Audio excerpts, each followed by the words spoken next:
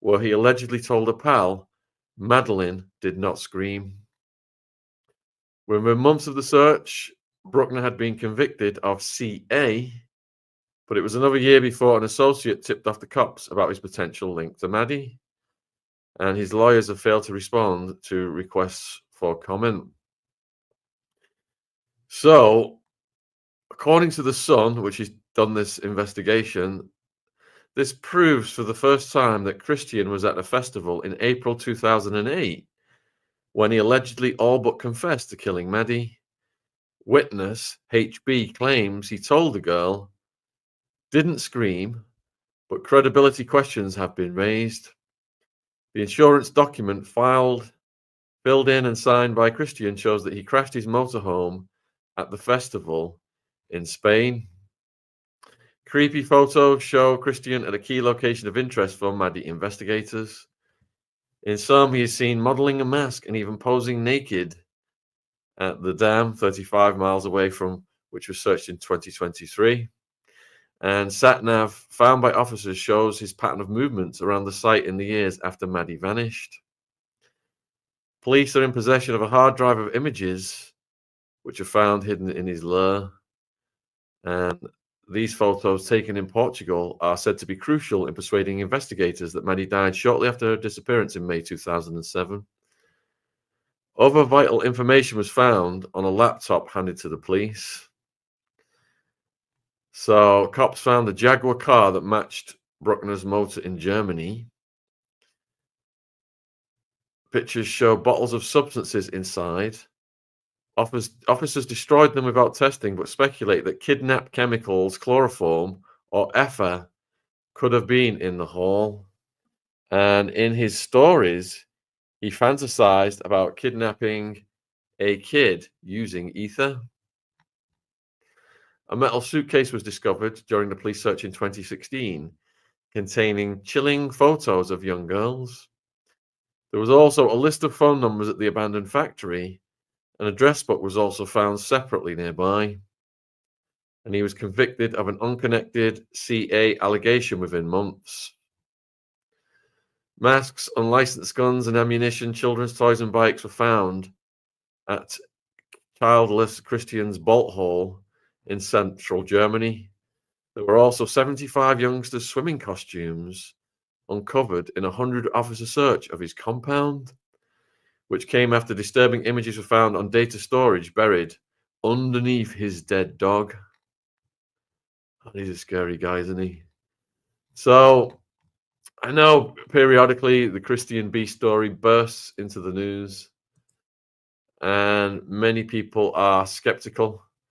We've seen this come out periodically, but it is a fascinating story because I interviewed John Clark, who wrote the book My Search for Maddie, and he documented all of the PDFs that were in Portugal, and it was absolutely terrifying. He documented the activities of Christian B.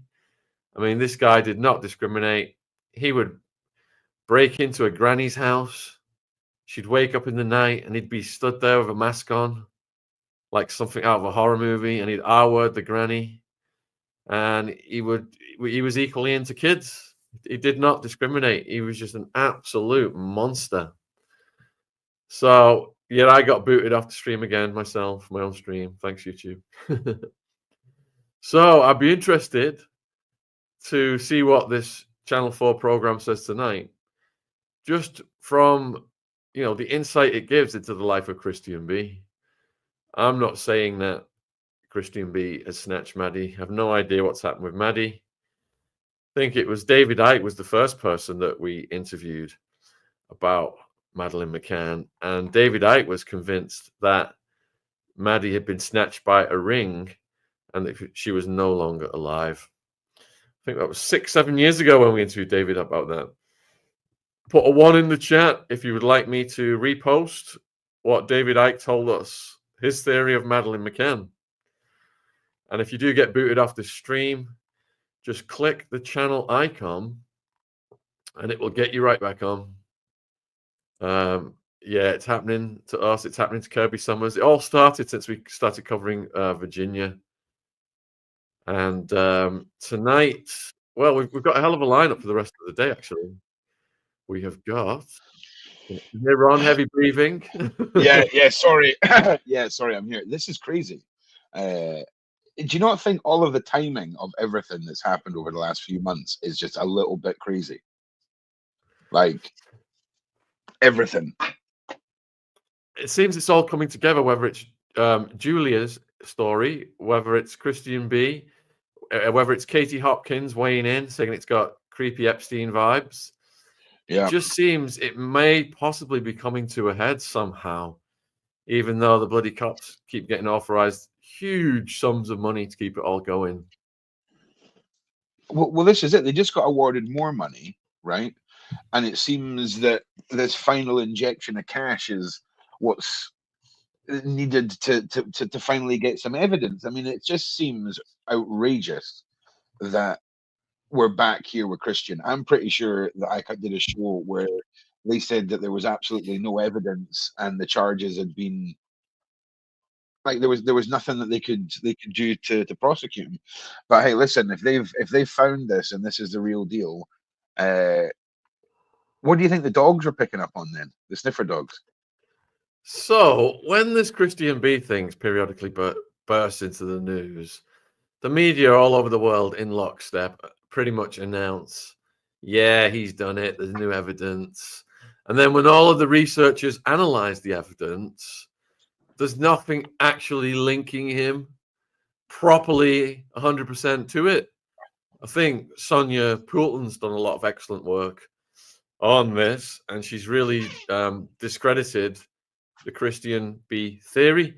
But I do think he is a fascinating character in a sense that he needs to be looked at to shine a light on the bizarre behavior of this Oh yeah, monster. yeah, Because 100%. you can't pigeonhole him into any category of S offender. He was just all He's over the place. there's one S that he reminds me of. Savile.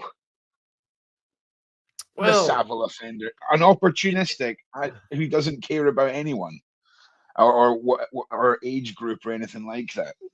He's just a horrible, twisted man. yeah, his the age and of his victims, there was a wide variety with Savile as there is with Christian. But Savile was more in plain sight. Yeah. Christian, some grandmother will wake up in the middle of the night and there'll just be a guy in the corner of her bedroom with a mask on who looks like the devil. And next thing she's getting R-worded. Well, I think that just Straight, comes down to accessibility, right?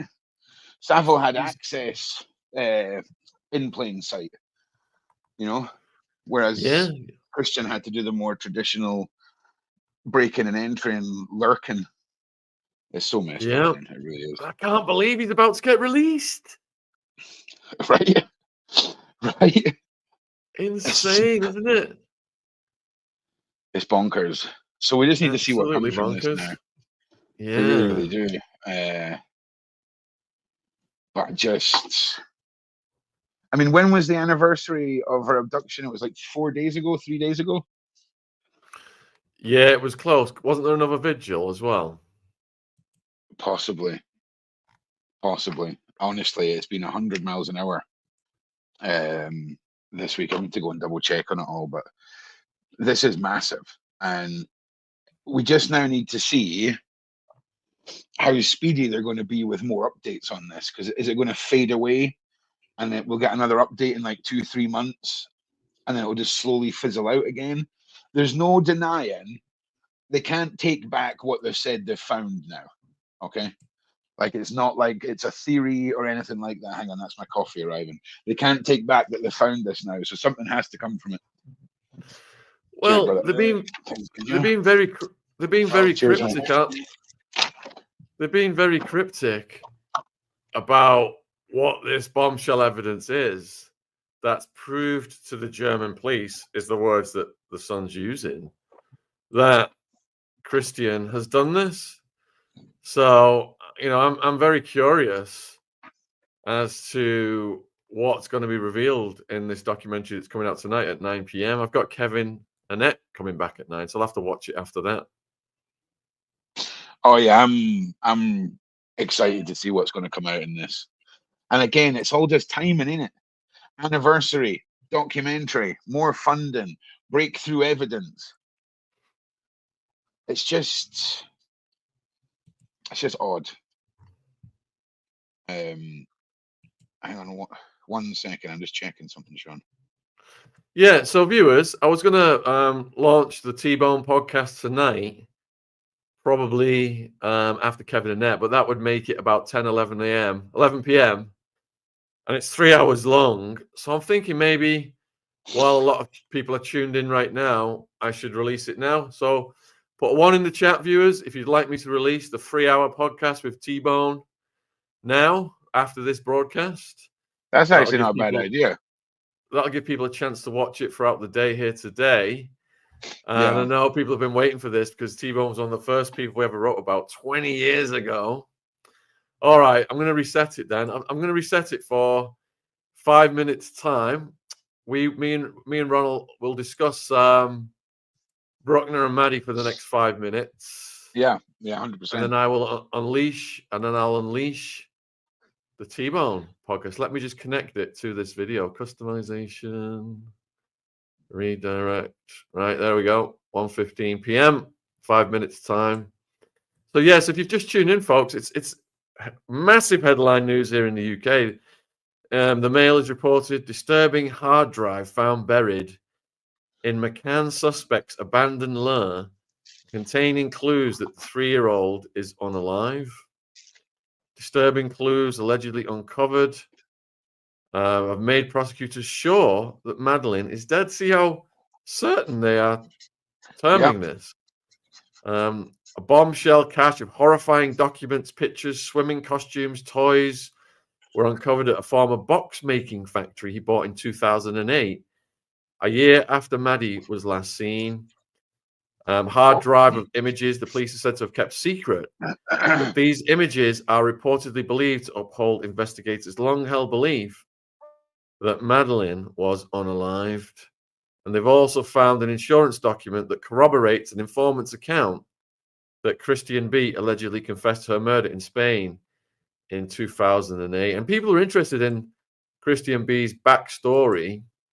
There's a book by John Clark, My Search for Maddie, and it was his book that just blew my mind.